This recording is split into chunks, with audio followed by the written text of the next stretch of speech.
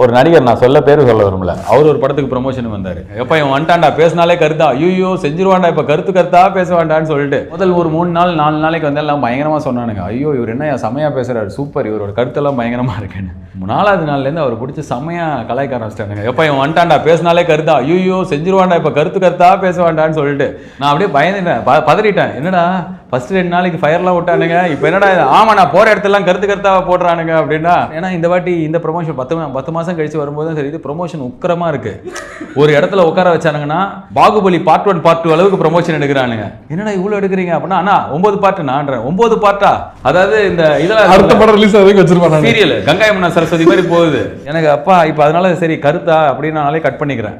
அது மீறி எனக்கு நிறைய கருத்து வருது. ஏன்னா நான் எவ்வளோ என் வீட்லயே ஐயோ அப்பா ஆரம்பிச்சிட்டா டேட் ஜோக்ஸ் அப்படின்னு சொல்லுவான் என் பையன், டேடி ஜோக்ஸ் அப்படின்னு. இந்த டேட் ஜோக்ஸ் வந்து ரொம்ப ஃபேமஸ் போல இருக்கு. இந்த அப்படியே தலையிலே கூட்டணும் போல இருக்கும். ஓய் அப்படின்ற மாதிரி, என்னப்பா என்ன பாப்பா அப்படின்றானு. ஏன்னா வீட்லேயே குழந்தை, நம்ம ஒரு பெரிய காலேஜ் ஓனர், அந்த காலேஜ் பேர் நான் சொல்ல, இப்போ மாறிடுச்சு. அந்த ஒரு 15 வருஷம் முன்னாடி அந்த காலேஜில் வந்து செம்ம ஸ்ட்ரிக்ட்டு, கட்டையெல்லாம் வச்சு அடிப்பாங்களாம். எனக்கு இதை சொல்லிட்டாங்க.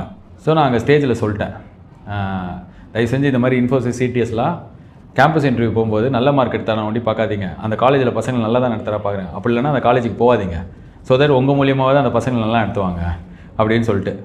அவர் பயங்கர டென்ஷன் ஆகிட்டார், அவர் அங்கே தான் இருக்கார். அப்புறம் என்ன தனியாக பார்க்கணும் அப்படி சொன்னார். இங்கே தான் பக்கத்தில் இந்த நுங்கம்பாக்கத்தில் ஏதோ ஒரு ஹோட்டலில் வந்து கூப்பிட்டா வந்து அவர் வந்து என்கிட்ட அவர் ஒரு சைடு சொல்கிறார், எனக்கு எல்லாம் 10,000 பேர் என் பசங்களை நான் வந்து 10,000 பேர் எல்லாரையும்.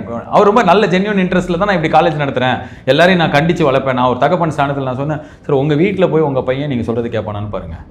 10,000 பேருக்கு நம்ம அப்புறம் அப்பாவாக இருக்கலாம், நம்ம வீட்டில்.